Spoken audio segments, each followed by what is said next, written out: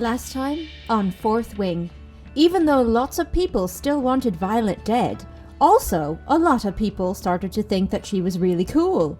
Imogen and her pink hair started training Violet to become stronger. For some reason, everyone was expected to stay on flying dragons with no saddles or straps, and Violet is really bad at it. 1 month went by where apparently nothing happened. Violet was then attacked in her sleep, but through a combination of wearing armor 24/7 and being very special, she survived. And also, her little gold dragon's power is to stop time. Just casually stop time. Zaden also did help save her, and they had a quote-unquote romantic moment afterward. Alright, I decided to come back for a short chapter. Hopefully I have enough memory card for this. Chapter 20. Accusing a wing leader of wrongdoing is the most dangerous of all accusations. If you're right, then we failed as a quadrant to select the best wing leader. If you're wrong, you're dead. Listen, saying you're dead about something doesn't mean anything anymore because everything is trying to kill you in this world. That's the other thing. If everything's trying to kill you, then the reader becomes desensitized to it. It doesn't mean anything anymore. We don't find out who the writer is yet that she saw. Is it Imogen? I hope it's not Imogen. Even if it is, I won't hold it against my girlie. Of course, Rhiannon, the best friend archetype, is furious that someone tried to kill Violet while she was sleeping. I don't know what the rules are like if you wake someone up and then try to kill them. Like, can you sneak into their room and be like, hey, psst, psst, wake up. And then once they wake up, can you stab them? Oh my god, this author really wants us to know how, like, badass Zaden is. I'm so sick of it. If you have to keep telling me, if you have to keep shoving it into my face, rather than, like, proving it, then I don't believe you. Even the most effective poisons come in pretty packages, and Zaden is exactly that, as beautiful as he is lethal. Stop it. Get some help. He's prowling again, like a panther prowling towards his prey. We can't even do a mythical creature. It's gotta just be a panther, not like a dragon prowling towards his prey or something cool and fantasy-y. Once again, just a reminder, her dragon is privy to all of the horny thoughts she's having right now, just watching Zaden cross the courtyard. Zaden once again proves that he's totally taking her very seriously by reassigning some troops, so all of a sudden in her squadron there's this giant guy who will be acting as her bodyguard. So obviously, this is better than anything that Dane would do, because Zaden is doing it. So now Zaden's being super fucking overprotective of her, but I bet you she's not gonna fall out of love with him, because she's like, I don't need or want a bodyguard, and he's like, you're gonna have one, and he's gonna follow you to all of your classes all the time, because I can't be there. Yeah, she's still mad about it, but I bet she's not gonna be like, never mind, I'm no longer attracted to Zaden, I feel absolutely nothing when he's around. Dane, who watched this whole thing go down, where she just has to have a bodyguard now, she doesn't get a choice, Dane says, fucking mated dragons. So apparently this is a thing that's happened before, and they just have to deal with this annoyance. Like, could not you have built in something to prevent this kind of bullshit from going down? This is just extra logistics that you do not need in your poorly thought out dragon society. Dane is once again mad that she just keeps cutting him out of her life. Yep, memory card's running out and I have several pages to go. Knew it was gonna happen. But Dane is like, why don't you, like, tell me anything? Like, you were in a fight last night and now you have bruises on your neck. Why didn't you tell me? And she's just like, you wouldn't believe me if I did? Why wouldn't he believe you that people broke into your room and tried to kill you? You just don't want to deal with the logistics of having to talk to him about it. Like, you're a bad friend, Violet, and your previous bestie just wants to know about what's going on in your life, and you don't tell him. And then you're mad when he's upset about that. So, Violet the bad friend. Anyway, I gotta empty this memory card. I'll be right back. But when the forces of evil threaten the land, In your kingdom, mine, and there are worse fates than death. they found there is no honor Men like you give people courage and hope. without risk. Alright, I emptied my memory card and it started acting sus. Every now and then one of my memory cards will act real sus and I'll be like, are you dying? The main character takes a moment to say, I miss sex. When has she been having sex and with whom? Like, we never got any indication whatsoever before this that she's had any relationships ever. Was it there in, like, some tiny throwaway line somewhere that I missed? Did the author decide at exactly this point in the book, oh yeah, I wanted my main character to be experienced, without ever having, like, literally it feels like Dane is her first crush, and she has had no other crushes before him. Her main character is a little bit dim because they're at formation, you know, chatting it up about sex in formation as you do. And one of the officers up on the dais is like, now we're going to talk about some codex breaking that happened. And everyone's like, oh, what could it be? What could it be? And the main character's surprised to find out that it's about the attempted assassination while she was asleep. Okay, now we finally find out who the writer is who orchestrated the killing, or attempted killing, boy, would have been interesting if she had been killed, of Violet. And it is Amber Mavis. I don't even know if I mentioned her character. She was just another one in a sea of names that went by, but I think she was a mean girl. We're still working on building up that rift between Dane and Violet, because Dane is like, no, Amber is a wing leader and she would never. Violet, go tell them that they're wrong. And it's like, why isn't Violet up there? She was the one that murder was attempted against. Why isn't she up there being like, yep, they indeed tried to kill me. I was there. I can substantiate everything that I saw. Dane is just like shooketh because he's become a caricature.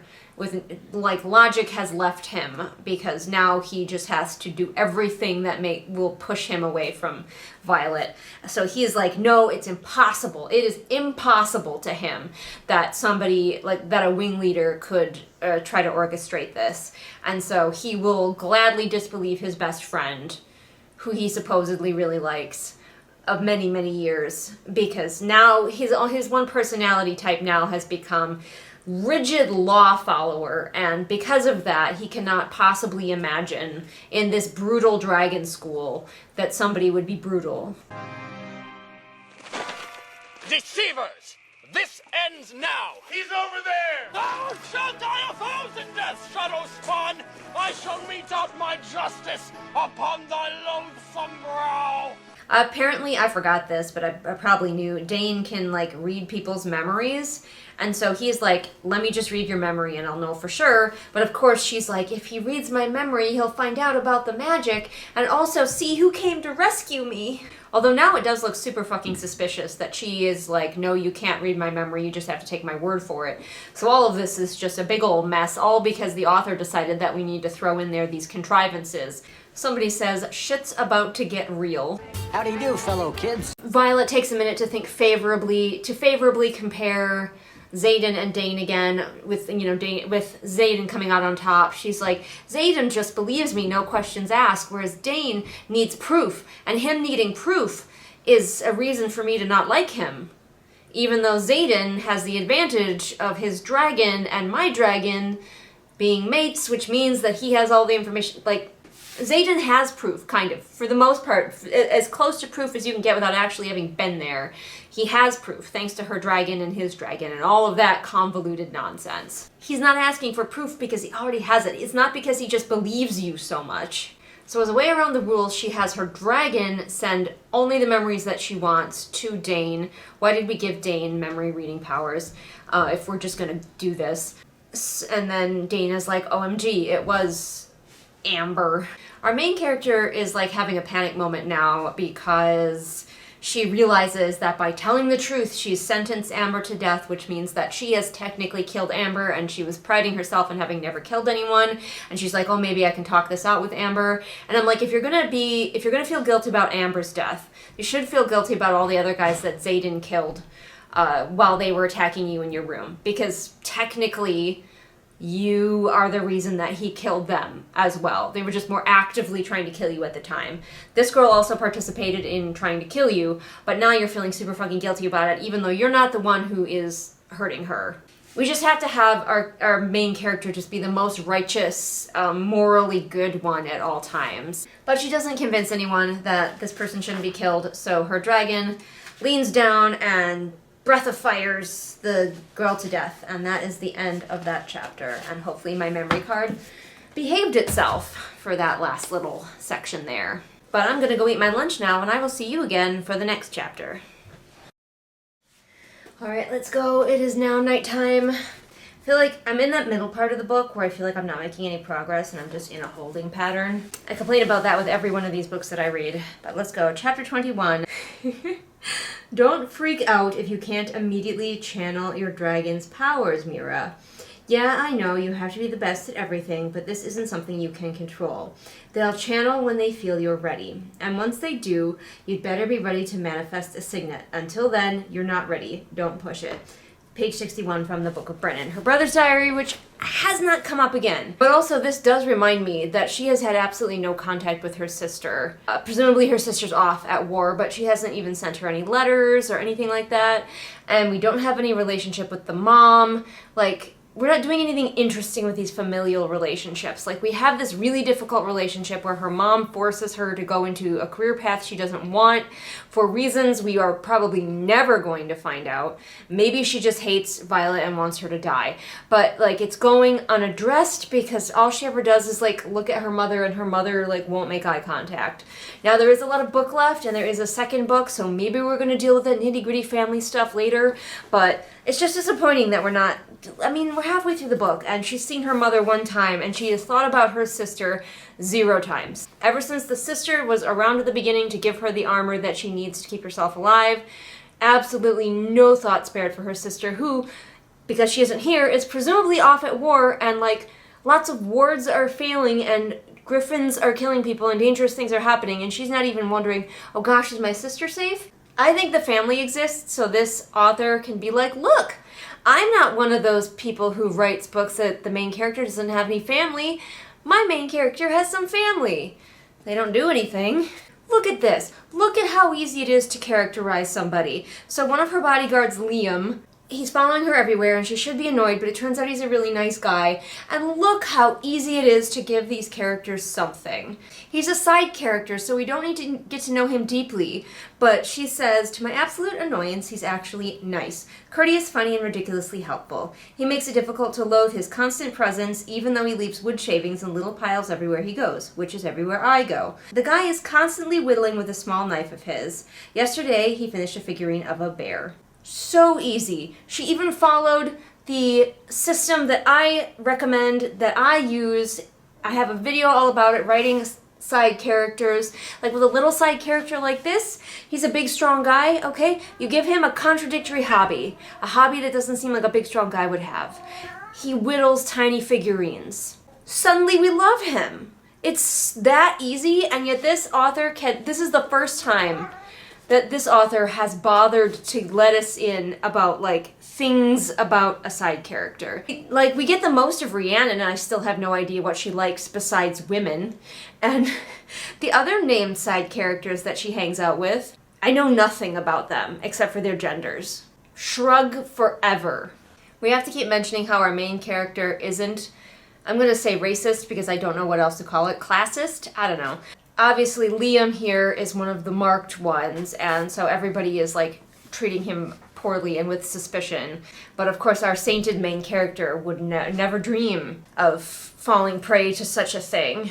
The main character thinks about Zaden again, and she says, he's infuriatingly good at being completely inaccessible. And I'm like, have you tried?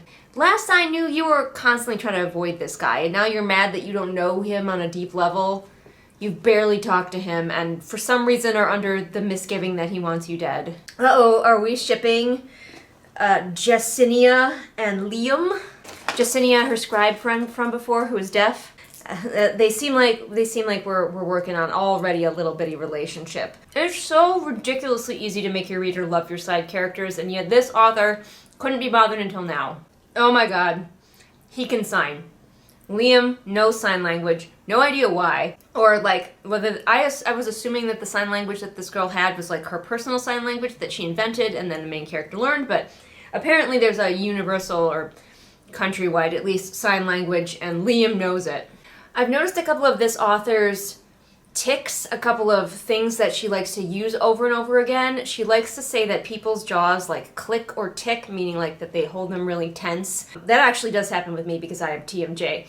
But also, when people raise their eyebrows, she doesn't just say they raise their eyebrows. She says their eyebrows meet their hairline, which I have a lot of forehead, so there's absolutely no chance of that happening. But even people who do not have as great an expansive forehead as I am blessed with, how? Does everybody just have bangs down here?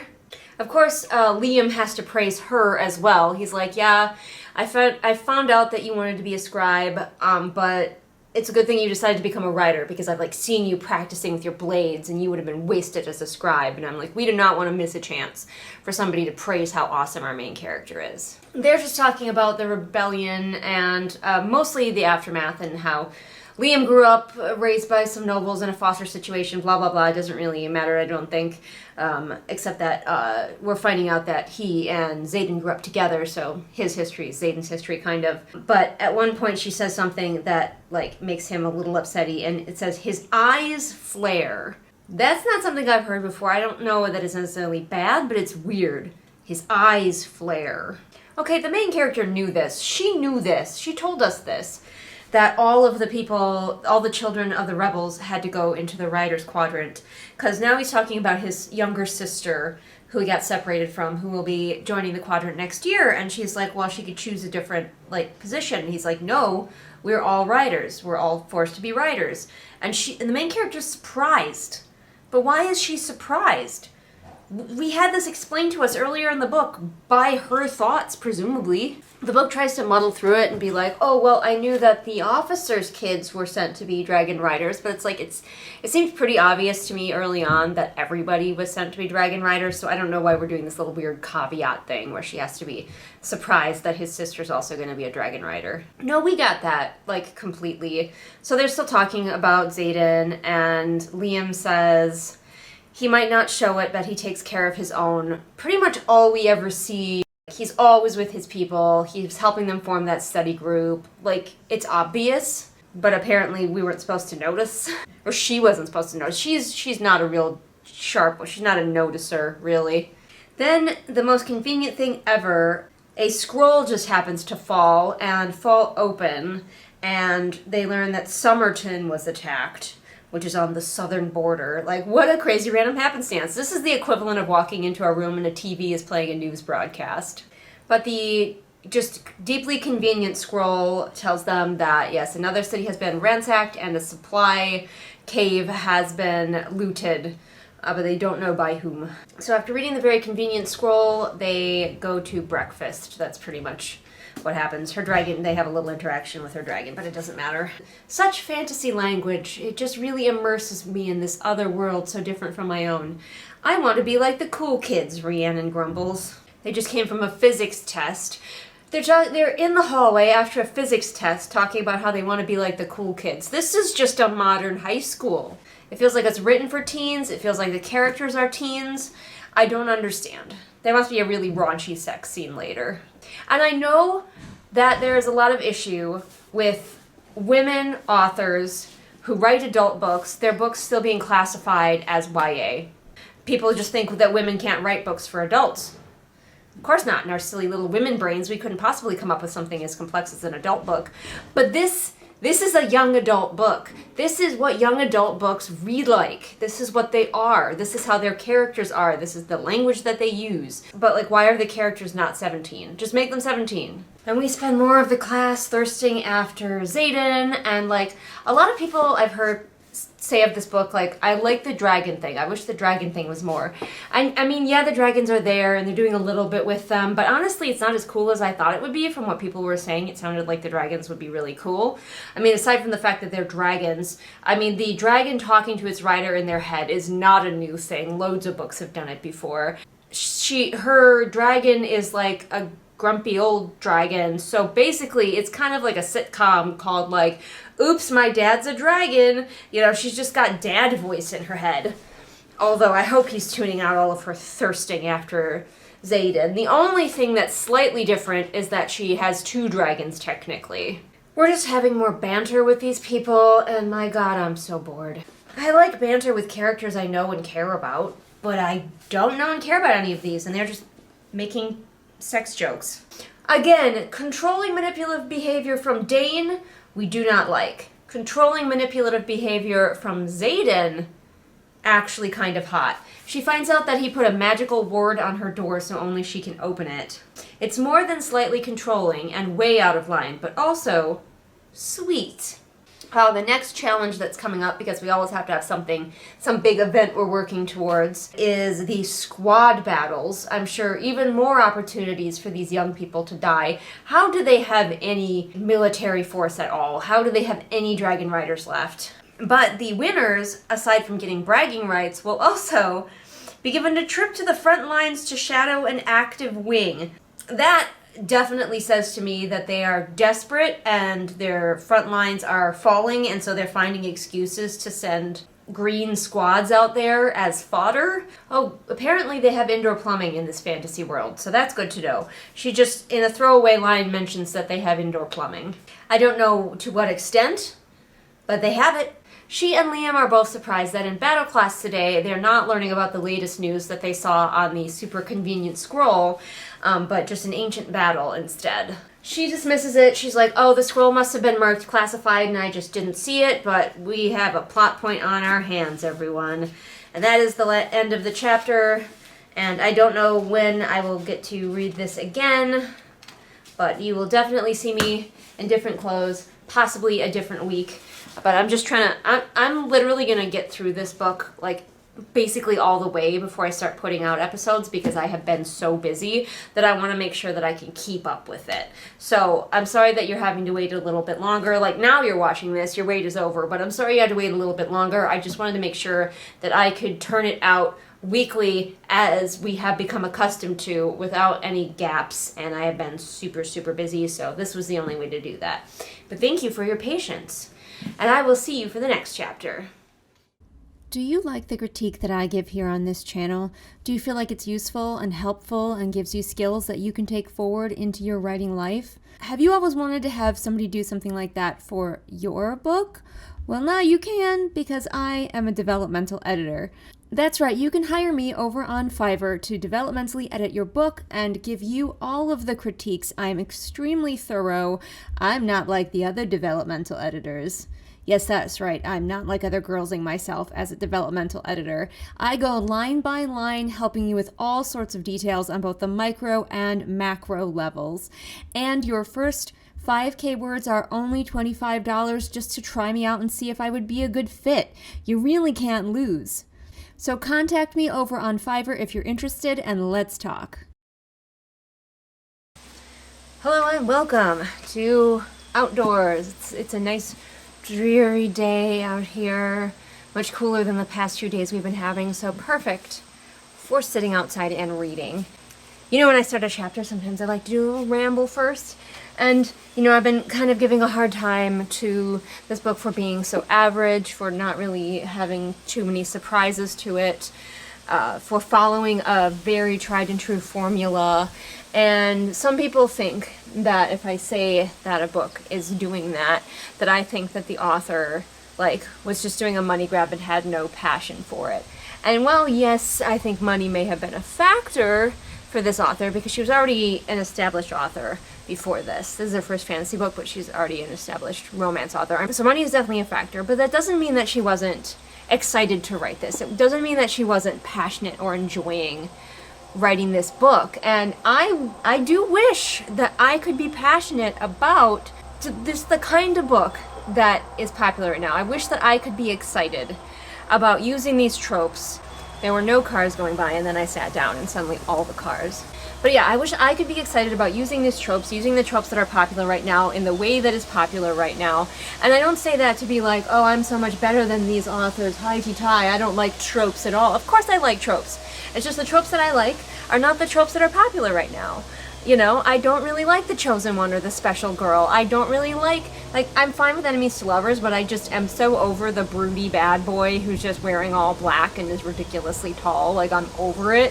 At one point, maybe I thought that was hot, but I have grown past that right now. I don't like love triangles. You know, all of the things that are still popular and are built into this book that are the reason that it is so popular, I don't particularly vibe with, and I wish that I did. So if you're out there feeling like, oh, Julian thinks she's so smug and superior because she doesn't write books like this, I wish that I did. I wish that I did. But when I try to force myself to write something that I'm not passionate about, and hey, that's the nice thing about being self-published, is nobody's forcing me to write anything except me.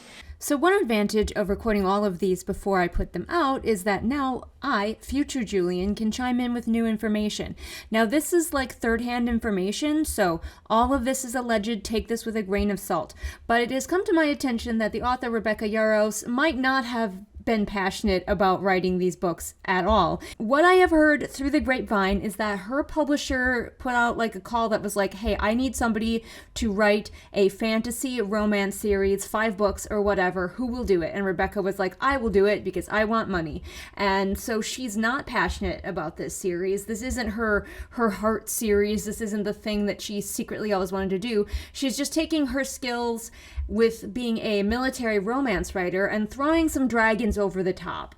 So, I mean, maybe there's still the chance that as she wrote it, she became passionate about it, but this was not like a labor of love to begin with, and so I find it highly dubious that it's a labor of love now, but hey, you never know. Maybe she came to love it.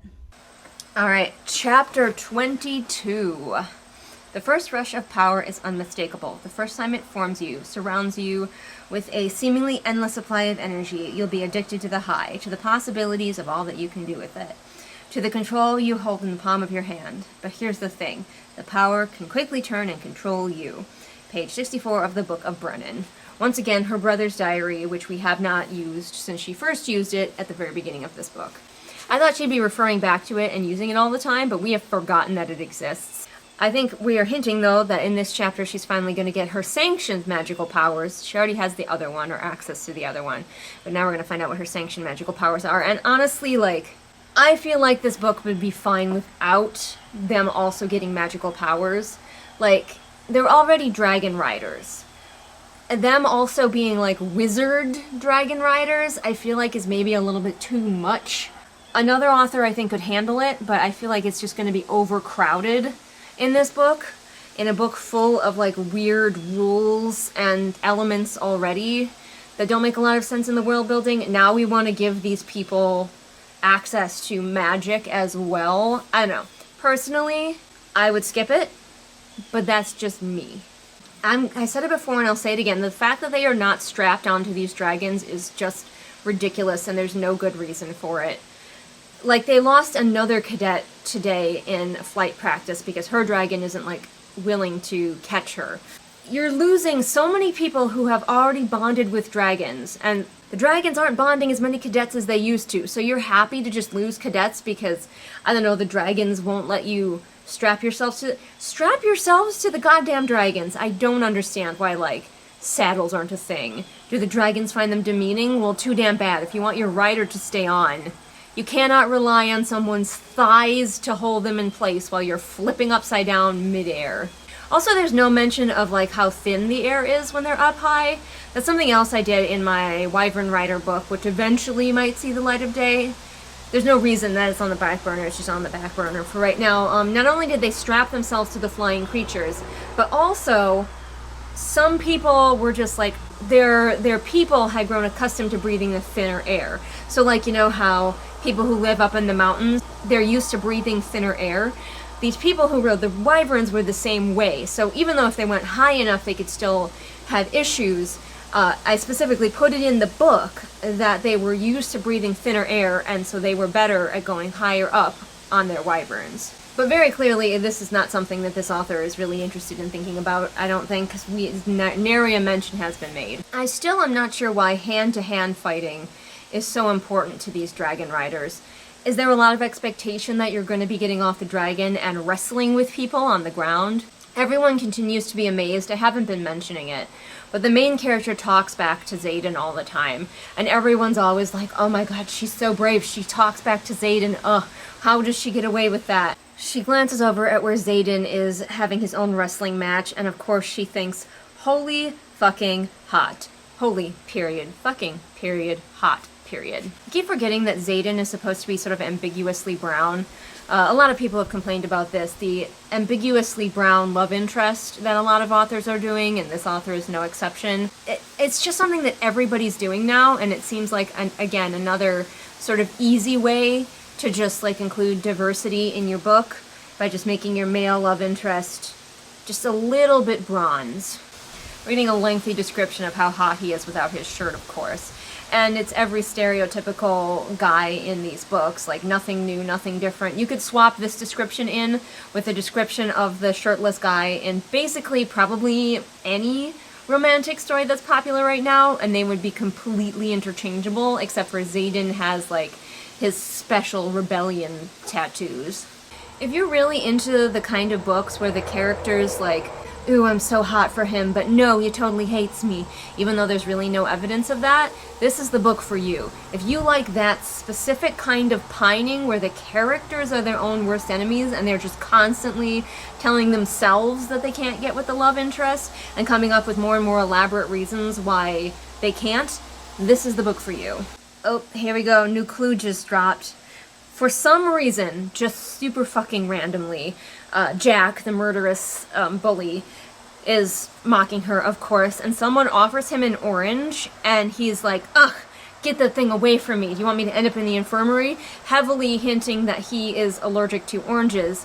And like, I will say that the beginning of this book sometimes felt heavy-handed in the clues you were being given, but it feels like the author has kind of given up at this point with things like scrolls just happening to roll off of shelves and fall open in front of them, and now this completely random interaction with an orange to clue us in that Jack is probably allergic to oranges. So she says that the only reason that Jack isn't attacking her right now is because of Zaden and Liam. But what was stopping Jack before? Why didn't he's always just kind of been in the background, occasionally like making suggestions that he wants to kill her. But she feels certain that if her bodyguards weren't here right now that he would just kill her. So why wasn't he before? I'm out here in answer to your question. So you are. Trying to film. It's nice out here, right? It is nice out here. That's why I came out to film. One thing I'm noticing and just thinking about is she's got two overprotective boys. She's got Dane, who is trying to get her back into the scribe quadrant, and she's got Zaden, who has just given her bodyguards. And she's resentful of both of them, but she's far more accepting of Zaden and his bodyguards. And I was thinking about it, and like, a big difference is that Dane was just trying to protect her because he likes her. He wants her to stay alive and be okay. No other, like, ulterior motives on his own behalf. Zaden, at least as far as the main character believes, is keeping her safe because if she dies, then he will have to deal with the fallout from her dragon and his dragon and all of that nonsense. So why is it more acceptable for her to be, like, babied by this man because he is doing it for himself than it is for the man who just wanted to do it for her? It's kind of getting hilarious how many, like, little tics that Zaden has while he's talking to her. Like, we have his jaw clicks, which is one that happens all the time. A vein in his neck bulges. Like, every time he says a sentence, there's this obvious, like, he's so taut. The man needs to unclench. He's like, everything he says to her, he's just repressing and repressing. And I think that's supposed to be sexy. I don't know. Then he tells her that she should stop training with the staff, which is what she's training with today, and she should just give up long weapons and just use daggers instead. Like, he's forcing her to be the fantasy girl cliche who only uses daggers. Wouldn't you want her to be adept with multiple types of weapon? Wouldn't that be smart? Still have no idea why they don't learn archery here. We're just going on for pages and pages of them just talking and being hot for each other, and it's like, yeah, that's what a lot of people tune into this book for, but I was really hoping that there would be more dragons and less of just this over and over again. After this fight flirting, argument flirting, again, they didn't actually physically fight, they just sassed back and forth while both of them just, I don't know, were repressed. The dragons decide that this time she has proved herself somehow for some reason, and that means that she can get her powers probably. Were they not privy to all the horny thoughts that she was having during that conversation? Yeah, she immediately, like, once she's back in her room, she's just brushing her hair, and she immediately starts getting her magic powers at this point. All because she chose the right dialogue options in her most recent flirt sassing with the hot boy. So she has a whole moment where she falls to the floor and it's filled with power, and then she's like, yay, I can finally go to classes for people with magic and hang out with my friends. But she doesn't really stop to wonder what kind of power she has, or be worried that maybe she has the kind that, like, makes you go crazy and die. She's just like, cool, I have my powers now. Aren't you gonna, like, experiment a little bit before you go rushing out of your room just to be on the safe side? Yep, no, I should have just kept reading a couple more lines. Her powers have arrived, and she's also getting hit with waves of just horniness. It can be quite pleasurable! This is just switched gears from a fantasy YA book about, you know, a girl goes to dragon school to a contrived, my magic power also turns out to fill me with lust, porno version of that book. I mean, to be fair, she was never actually going to do anything about her, like, lust for the hot guy unless something pushed her over the edge. All she was going to do was sit there and grumble about how sexy he is over and over again. So maybe this will just get that over with. So she's like, I am just too horny and I'm going to, like, if I don't do something about this, I'm going to have sex with my bodyguard right here, right now. So she runs away. And she's just running around being overcome with lust. This is somebody's thing, I guess. I think it's ridiculous bullshit, but I am not the target audience for this. Okay, she's pretty sure that she's feeling this way because the dragons are fucking. Sure, book. Sure, that's a thing that needs to be in this book, for sure. It's so dumb. It's so dumb, it's brilliant. No! It's just dumb! Of course, Zaden is also out here, presumably also feeling really horny because their dragons are boinking. And he's smoking. Technically, I think he's smoking this world's version of weed. How long is this chapter? Is this going to be all that it is? Horny Dragon Chapter? Are they actually going to do it? And we'll finally have a reason that this is not a YA book? And I'm probably going to get demonetized for saying this word. Why isn't masturbation an option? Because she's, like, so horny right now. And she's like, I need to get away or I'm literally going to jump the next person I see. But she doesn't even consider masturbation. Why? So he's going to teach her how to shield her mind from her dragon's horniness. Yes, that's a thing that's happening in this book. That's a sentence I never thought I would have to say, and yet here we are. You're welcome. So they're going to have a little lesson about that, and he mentions that it's stupid that they don't learn to do that until they start wielding magic, and I'm like, you're right, that is, and that's a flaw of the world building in the book that you're trapped in, buddy. Get a little reminder once again that he is ridiculously tall and she is teeny tiny. How long do dragons have sex for? Because this dragon has got some stamina. Also, it's been like months, and she's never felt this before, but I guess on the night that she gets her powers, the dragons decide to boink. But she's like, how often does this happen? And he makes it seem like it actually happens fairly often.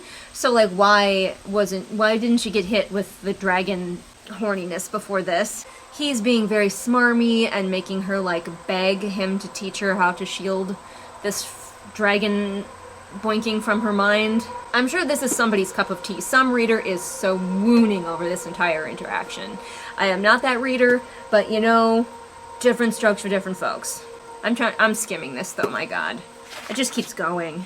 So he's teaching her grounding, and he says that she's a natural, and it would take people weeks to learn how to do this.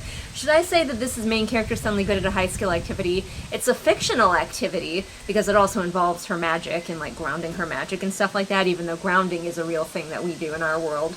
Once again, he tells her, you're astonishing, I couldn't do that for weeks. So I'm going to give this main character suddenly good at a high skill activity. Because I never said it couldn't be fictional high-skill activities.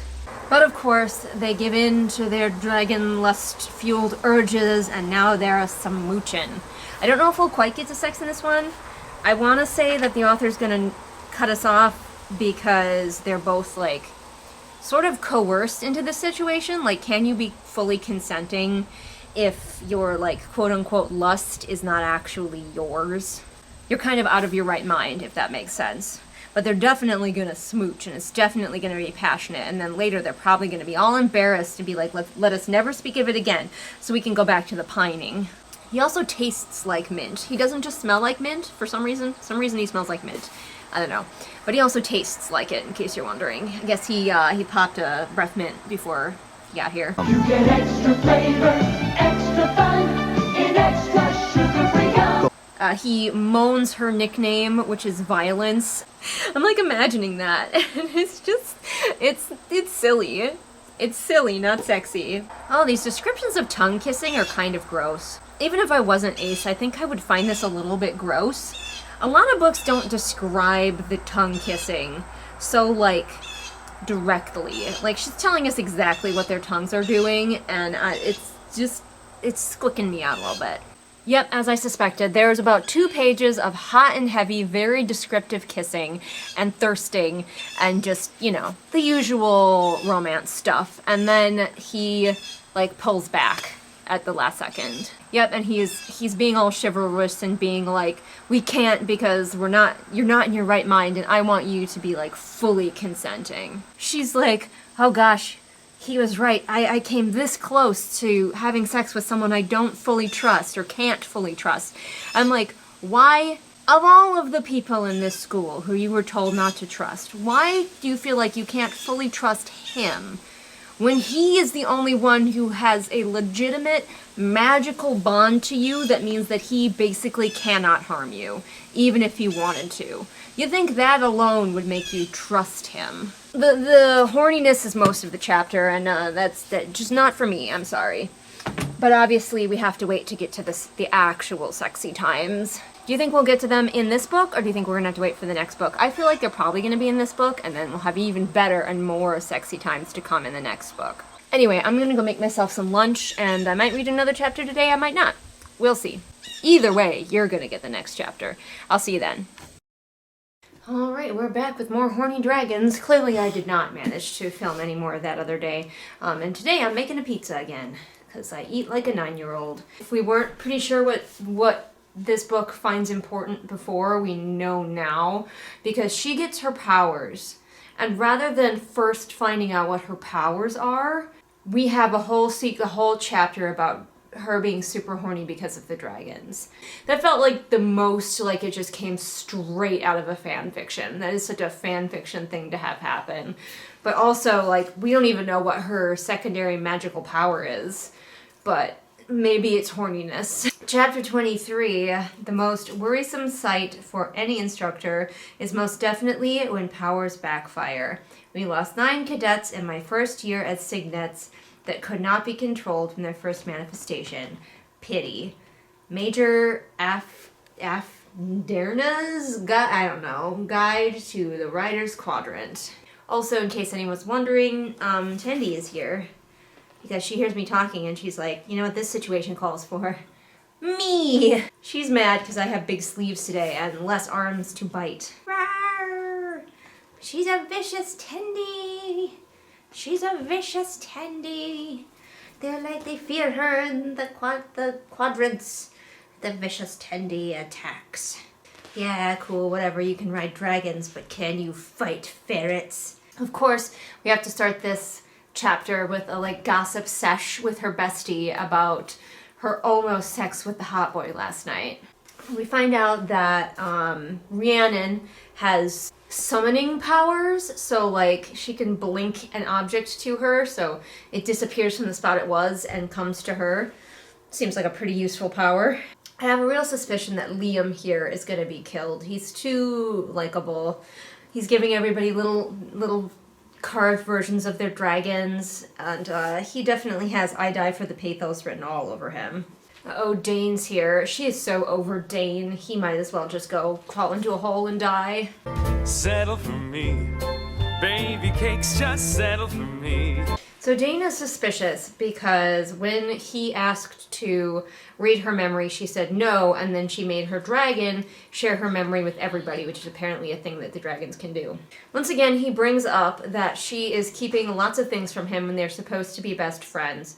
Although, granted, we have seen no best friend moments from them. We're just told that they used to be best friends. But he's rightfully upset that she keeps almost dying, and he keeps having to hear about it secondhand.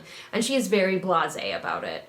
like thinking about my personal best friends, I would be upset too if they were frequently almost dying and I kept having to hear about it secondhand. Here's something I don't like about what the author is doing with the Dane character.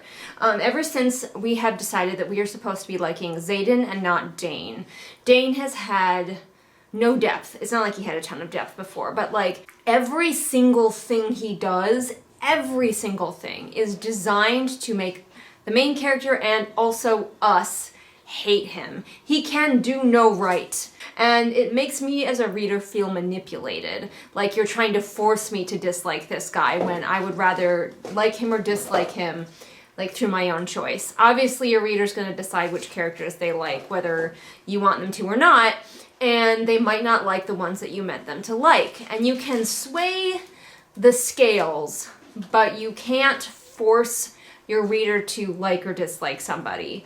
And it feels like this author is trying to make me dislike Dane by giving him like no redeemable moments or qualities or thoughts. The man can't blow his nose without it being like, oh, he blew his nose in a way that means that he doesn't think I'm strong enough. I keep forgetting that Zaden's dad killed her brother because she thinks so little about her brother or any of her family at all.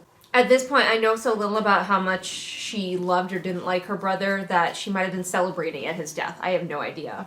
She says, keeping me safe is keeping me from growing too. So how is all the ways that Zaden is possessively keeping you safe, how are those helping you grow? So Dane points out that Ryerson gets to be super protective of her.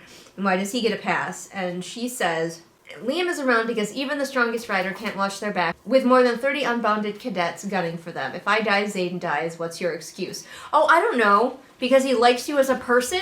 How is the fact that Zaden is guarding you because he needs you to stay alive so he doesn't die better than somebody who just wants to protect you because they like you as a human? Dane is like, yeah, hey, I've seen his file. He's got reasons to want your mother dead, and he might be using you to get to her. If he is, this is a very convoluted plan. You only want to keep me safe. I appreciate that, but that stopped now, Dane. Fucking friends always wanting you to be safe. If you ever have the urge to do something for your friend to keep them safe in a life or death situation, stop it. You're stifling them. You know, she's being a pretty bad friend to him too. Like, she's like, he's a bad friend. But she has done nothing to help him understand her changing position. Like, occasionally she will yell at him after they've had an argument, and she's like, I want to be a dragon rider now. But there's never a moment where they're just being best friends, hanging out, maybe having a meal, they're having a conversation, and she goes, hey, you know, I feel like I'm really coming into my own as a dragon rider. I'm really feeling like the scribe's quadrant was going to be a bad choice, actually. And like, bring up the subject in a slow and reasonable way instead of just expecting him to know it and then being mad when he doesn't. So Dane has to apologize because she could have nothing to apologize for. And they go to class. They're going to magic class, which has padded walls and no windows. We are not satisfied in any book nowadays, it seems like, unless the main character is the best of all possible people. Because she sits down for class and Rhiannon is like, about Zaden, Violet, he's not the most powerful writer of our generation. You are. You're the most important, most talented, most interesting, and most extraordinary person in the universe. It's okay for someone to be better than your main character. In case someone has told you this, you don't have to make your main character the last one, the most special one, the most powerful one, like no one anyone has ever seen. It's okay if there are people who are better at stuff than them. Every single one of the characters I write, I don't think I've ever once written a character who was like the very best of anything. Her power is still not manifesting because we have to draw this out and draw this out. So like her dragon opened the floodgates, I guess, but she still hasn't like used her magic powers yet. We're getting just a rundown of stuff happened because we've gotten another time skip, and she beat another opponent in the ring, and she says it's her second opponent that she's beaten without weakening him with poison. The implication is there. I don't think it was intentional on the author's part, but the implication is definitely there that you can and should just overcome your disability by like exercising more. Because she's been working out a lot. And yes, I will grant you that there are many disabilities that could probably benefit from a good exercise regimen. but certainly not all of them, and they certainly aren't cured by exercising more. You still have that disability forever, and I don't think the author's trying to do that, but it's definitely like implying that. It's like, oh, now that she's started exercising, she's gotten strong enough that she doesn't have to use her cleverness to get out of these situations. She can just do what everybody else does. She gets to fight Jack next. So she tells Liam that she has to fight Jack today. You all remember Jack, his one personality trait is homicidal. Well, this guy walked in. Okay. So I went up to him. Yes. And I stabbed him 37 times in the chest. And she says, don't interfere, don't try to stop it. This is the point in the book where we need a small boss battle. Oh yeah, remember how Jack was also allergic to oranges? She just had a moment where she paid attention to what he ate at breakfast, and I was confused why. Because I'm like, are you poisoning him again and you just didn't tell us that? But it's the oranges. So Liam, even though he knew this was going to happen, he waited at her behest. But he still has to make it look like he was being a good bodyguard. So as soon as she gets called up to fight homicidal Jack, he runs off to go get Zaden. So Zaden can run in at the last minute and see her winning. Same strategy as she always uses. He's too big and strong, so she has to use her speed and agility. Well, she would be dead. If she wasn't wearing armor, she would be dead. I'm surprised he didn't remember that she's wearing armor. Because he manages to stab her in the chest. But, of course, her armor protects her.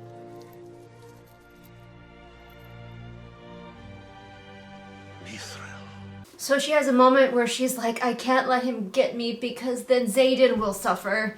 And she jerks out of his grip by intentionally basically dislocating her shoulder. She kicks Jack in the balls, but he manages to get a dagger stuck in her arm.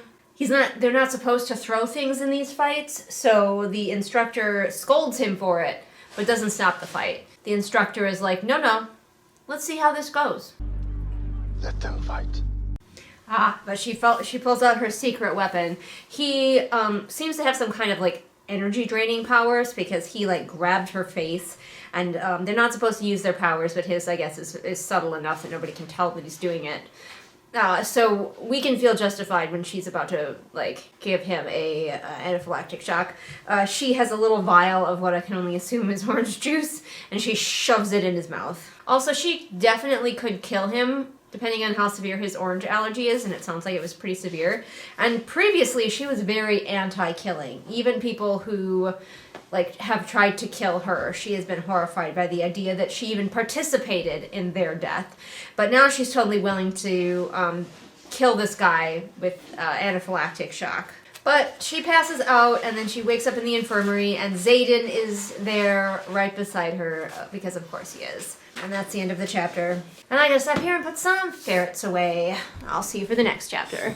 You're kidding. What a crazy random happenstance. What a crazy random happenstance that all my patrons are here. Allow me to list them out for you. I'm gonna do it in reverse order this time, just to be different. Sarah, Lisa, Amanda, Jenny, Savvy, Scribbling Cat, Rennie, Jesper, Zaire, Shelby, Ray, Callison, Anne Sophie, Patrick, Belle, The Unraveled Legion, Light Julie, Hidden Glade, Kit, Merween, Sophia, Swamp Goblin Waifu, Melissa, Afra, Deborah, Rita, Alyssa, Celia, Amanda, Lafone, KJ, Caitlin, Ursula, Robin, Jojo Bookish, Bear, Kirsten, Maria, Mooney, Kohikaro, Kiara, Sam, Haley, Julius the Nice Dragon, Pansing Pony, Roma, Ingrid, Veda, 78 kilograms of shade, Kat, Sarah, Saga, Nico, Sunnyshy, Bird Anonymous, and July. Why was it easier for me to read all their names reading upwards instead of downwards? I am too dyslexic for this world. The creamer of light will dull the bitterness of your evil, unholy coffee taste. The spatula of purity shall scramble the eggs of your malfeasance.